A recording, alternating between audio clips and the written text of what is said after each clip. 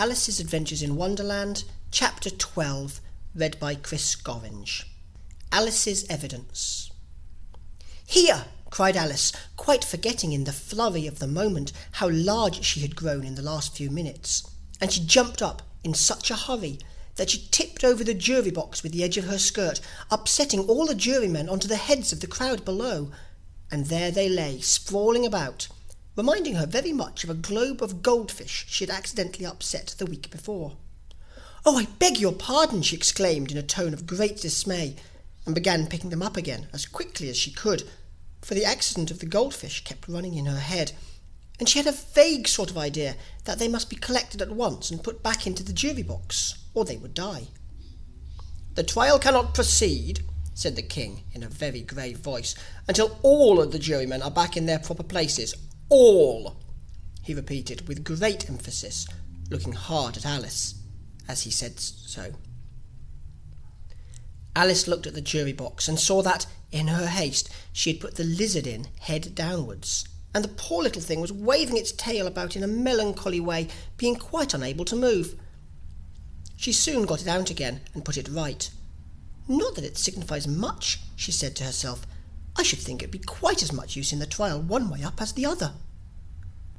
As soon as the jury had a little recovered from the shock of being upset, and their slates and pencils had been found and handed back to them, they set to work very diligently to write out a history of the accident, all except the lizard, who seemed too much overcome to do anything but sit with its mouth open, gazing up into the roof of the court. "What do you know about this business?" the king said to Alice. "Nothing," said Alice. "Nothing whatever?" persisted the king.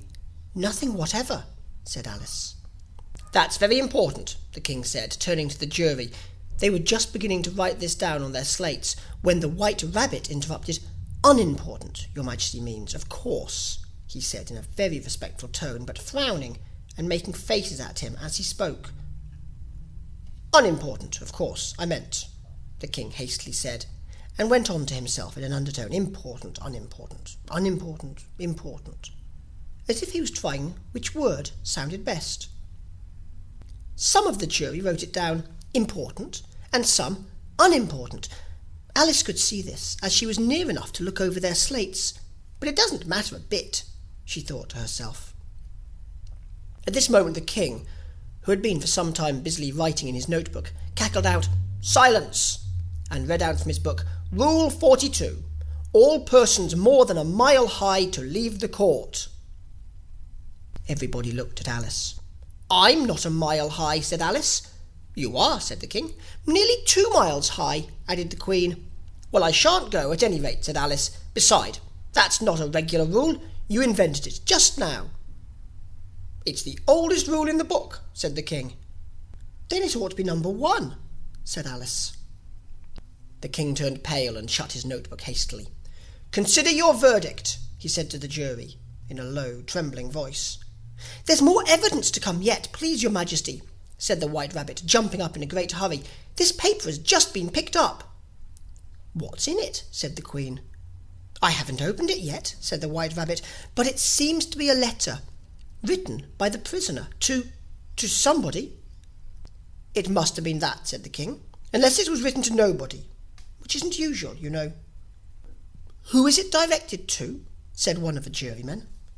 "It isn't directed at all," said the white letter. "In fact, there's nothing written on the outside." He unfolded the paper as he spoke and added, "It isn't a letter after all. It's a set of verses." "Are they in the prisoner's handwriting?" asked another of the jurymen. "No, they're not," said the white rabbit, "and that's the queerest thing about it." The jury all looked puzzled. "He must have imitated somebody else's hand," said the king. The jury all brightened up again. "Please your majesty," said the knave, "I didn't write it, and they can't prove I did. There's no name signed at the end." "If you didn't sign it," said the king, "that only makes the matter worse. You must have meant some mischief, or else you'd have signed your name like an honest man." There was a general clapping of hands at this. It was the first really clever thing the king had said that day. "That proves his guilt," said the queen. "It proves nothing of the sort," said Alice. Why, you don't even know what they're about." "Read them," said the king. The White Rabbit put on his spectacles. "Where shall I begin, please your majesty?" he asked. "Begin at the beginning," the king said gravely, "and go on till you come to the end, then stop." These were the verses the White Rabbit read. "They told me you had been to her and mentioned me to him. She gave me a good character, but said I could not swim. He sent them word I had not gone. We know it to be true. If she would push the matter on, what would become of you? I gave her 1, they gave him 2, you gave us 3 or more. They all returned from him to you, though they were mine before. If I or she should chance to be involved in this affair, he trusts to you to set them free, exactly as we were. My notion was that you had been, before she had this fit, an obstacle that came between him and ourselves and it. Don't let him know she liked them best, for this must ever be a secret kept from all the rest, between yourself and me." "That's the most important piece of evidence we've heard yet," said the king, rubbing his hands. "And now let the jury, if any one of them can explain it," said Alice. She had grown so large in the last few minutes that she wasn't a bit afraid of interrupting him. "I'll give him 6pence. I don't believe there's an atom of meaning in it." The jury all wrote this down on their slates. She doesn't believe there's an atom of meaning in it. But none of them attempted to explain the paper. "If there's no meaning in it," said the king, "that saves a world of trouble, you know, as we needn't try to find any. And yet I don't know," he went on, spreading out the verses on his knee and looking at them all with one eye. "I seem to see some meaning in them, after all. Said I could not swim. You can't swim, can you?" he added, turning to the knave. The knave shook his head sadly. "Do I look like it?" he said, which he certainly did not, being made entirely of cardboard. "All right so far," said the king, and he went on muttering over the verses to himself. "We know it to be true," that's the jury, of course.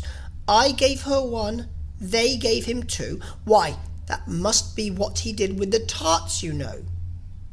"But it goes on, they all returned from him to you," said Alice.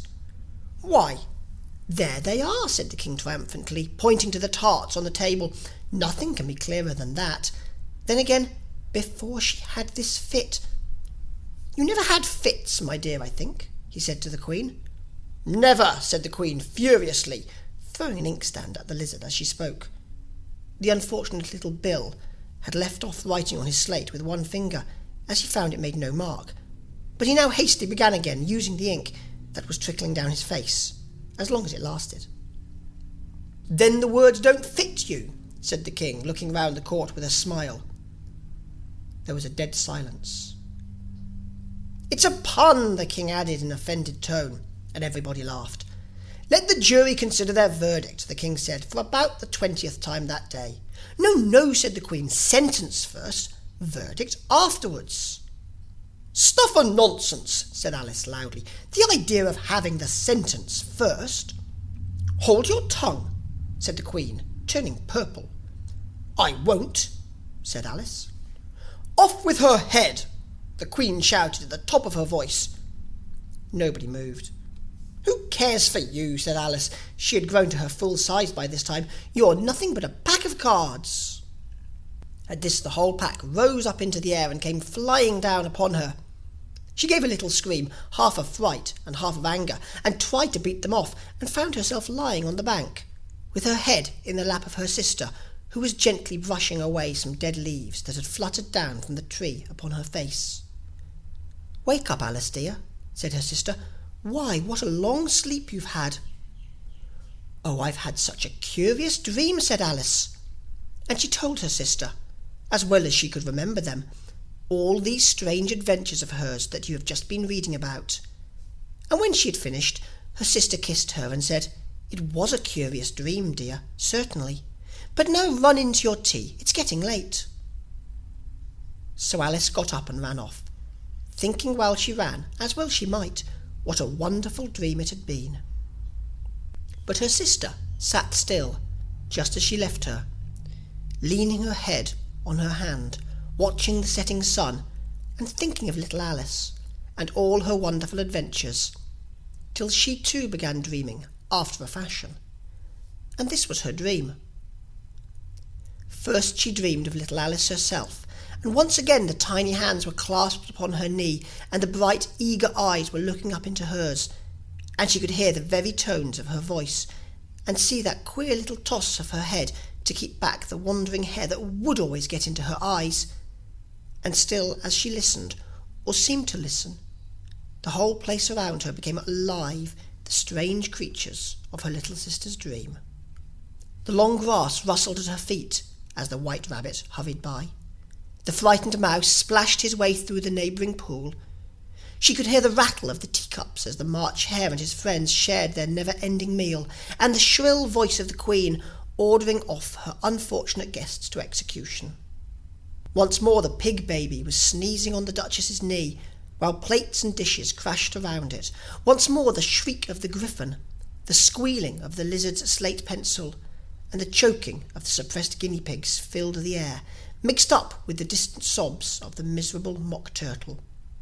So she sat on, with closed eyes, and half believed herself in Wonderland, though she knew she had but to open them again, and all would change to dull reality. The grass would be only rustling in the wind, and the pool rippling to the waving of the reeds.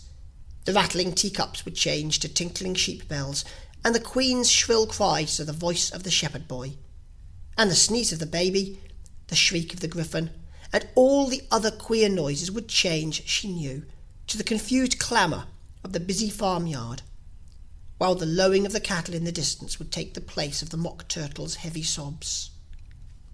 Lastly, she pictured to herself how this same little sister of hers would, in the aftertime, be herself a grown woman, and how she would keep, through all her riper years, the simple and loving heart of her childhood, and how she would gather about her other little children, and make their eyes bright and eager with many a strange tale, perhaps even with the dream of Wonderland of long ago, and how she would feel with all their simple sorrows, and find a pleasure in all their simple joys, remembering her own child life and the happy summer days. This is the end of Alice's Adventures in Wonderland.